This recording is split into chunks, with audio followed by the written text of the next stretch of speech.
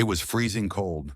6:03 a.m. A millionaire, walking his dog like always, until the barking stopped at the playground slide. He thought it was trash until it moved. A little girl, curled up in a ripped trash bag, arms wrapped around a torn stuffed bunny, no shoes, no coat. He rushed over, heart pounding. "Sweetheart, where's your mom?" Her lips trembled. She looked up at him and whispered something that brought him to his knees.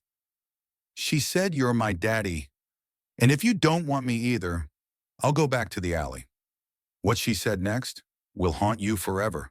James Harlan was a 42-year-old self-made tech millionaire. He had built an empire but couldn't build a family after his fiancée left him years ago without a word, taking what she called a mistake with her. He never looked back until that freezing morning. That day he was walking his golden retriever, Winston, past a public playground on the outskirts of town. Winston barked, tugging toward the old plastic slide. James followed reluctantly until he saw the little bundle tucked beneath it. A little girl, barefoot, pale, shivering. "Hey, are you okay?" he asked gently, crouching down. She blinked up at him with huge brown eyes that looked too familiar. That's when she whispered, "My mommy said, you're my daddy." James froze. The world stopped. "What did you say?" But before she could answer, her stomach growled loudly and she passed out in his arms. Panicked, James wrapped her in his coat and rushed her to the hospital. There he learned her name was Emily, age 6, severely undernourished, and, shockingly, no missing child report had ever been filed. All she had on her was a stuffed bunny and a note folded into its ear. "If anything happens to me, find James Harlan. He's her father." The note hit James like a lightning bolt. Was this true? Could this child be his? James ordered a private DNA test. While waiting for results, he tried caring for Emily. She barely spoke, often jumping at loud noises, and asked heartbreaking questions like, "Will I have to go back to the alley again if you're busy? Can I eat every day now?" James began to see just how hard her short life had been. And the more time he spent with her, the more the emptiness in his own heart began to fade. But a dark truth emerged. A nurse discreetly told him that Emily had bruises in multiple healing stages and signs of past neglect. That meant whoever had been watching her wasn't just absent. They were dangerous. James turned the city upside down.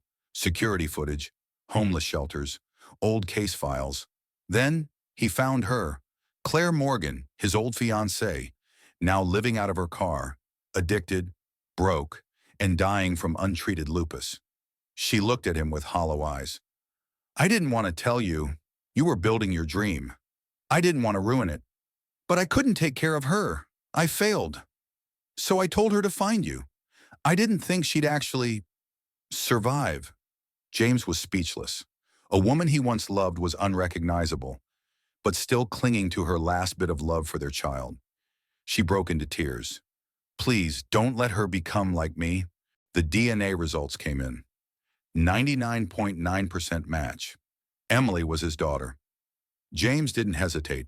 He hired full-time trauma therapists, nutritionists, and even a private art teacher when he noticed Emily loved to draw but was too scared to ask for paper. But the biggest transformation came not in Emily, but in James himself. This hardened tech tycoon started showing up to his own meetings with crayon marks on his suits and kids' glitter on his laptop bag. He adopted 2 other foster kids Emily bonded with. And on the anniversary of when he found her, he built a safe house playground called Emily's Garden for lost children, free therapy, food, shelter, and security. Reporters eventually found out, turning it into national news. But when asked why he never told anyone sooner, James smiled. "I found my daughter under a slide, and she gave me a reason to get out from under mine."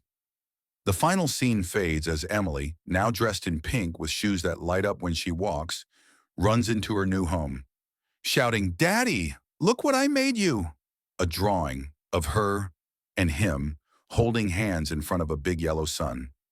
James hangs it in his office, right above his billion-dollar merger contract, because some deals are bigger than money.